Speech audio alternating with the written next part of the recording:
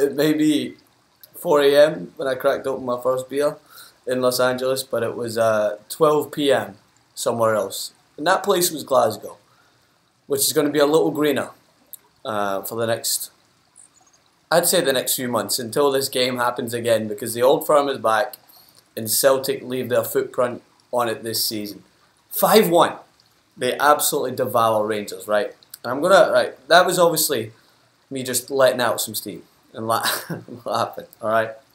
Because I just forgot how much I enjoyed this game, and I enjoyed celebrating Celtic beating Rangers, devouring Rangers, demolishing them. Alright, any other adjective you want to put in there. But level head, it was just great to have this game back. One of the most passionate rivalries in all of sports back in front of our eyes. Atmosphere was electric, Celtic and Rangers fans singing their hearts out, and it wasn't a disappointing game, to be honest. Started the way you'd expect it, fast paced. I think even Joey Barton was taken off guard. That guy was just, I think, in shock at how quick and paced the game was. So was Nico Cranchar, who was simply probably the worst player in the park, I thought. He definitely, it was rightfully so, he was hooked off in the second half. And I think that Celtic, obviously both teams trying to fight for space in the opening stages. Celtic kind of just got their foot down, started playing the ball a little bit better, moving forward. Dembele obviously filling in for the injured Griffiths, who I thought Celtic would miss. But Dembele just installed himself as a Celtic hero straight away. When you bang in a hat-trick against your most bitter rivals, and not just the fact that it was a hat-trick, you put some of those goals and you take them in the Premier League and you put an Aguero on them, or a Wayne Rooney, or a Zlatan, they'll be singing praises about those goals for the next 3-4 weeks.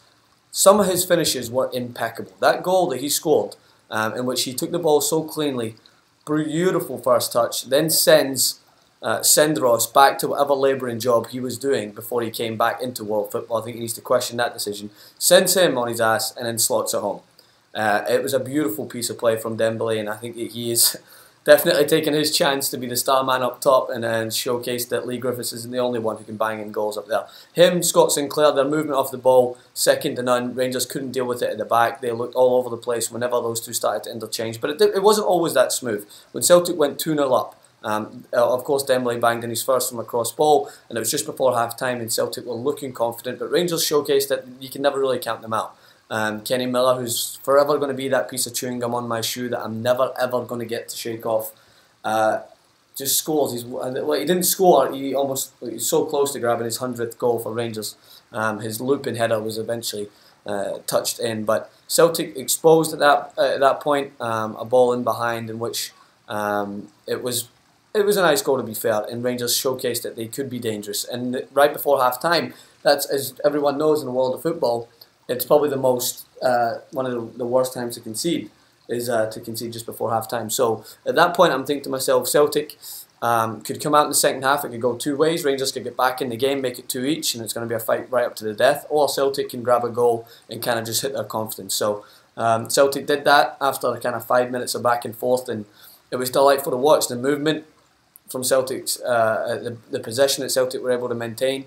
As I mentioned, Scott Sinclair, his movement off the ball was so intelligent, and he was just terrorising the Rangers defender. Sendros was in for a torrid time, and I think he wanted to be sent off at the end. This is a guy who had a booking and then deliberately handballed it. That sounds to me like someone who's like, I've had enough, get me out. And at that point, it was feet up, Takari's out. Don't judge my type of beer. It's paid too much to come and play golf and hang by a pool, so the beer's going to suffer. But either way, couldn't be happier. Best decision of my life, waking up at 4 a.m. Glasgow's green.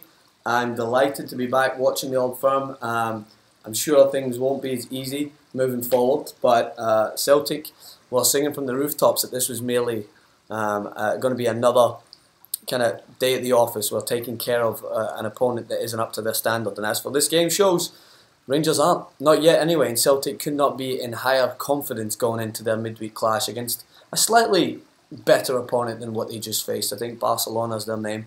So Celtic are going to have to work a little bit hard on that game and not rely so much on the passion that drives Old Firm derbies, but some actually decent football needs to be played, some defending needs to be done if you want to salvage anything from a really tough game against Barcelona. But as for this day, Saturday morning, I think it's at like 7 a.m. A couple of extra beers, probably hit the golf course, play better that way. It's been a great Saturday. I can't complain.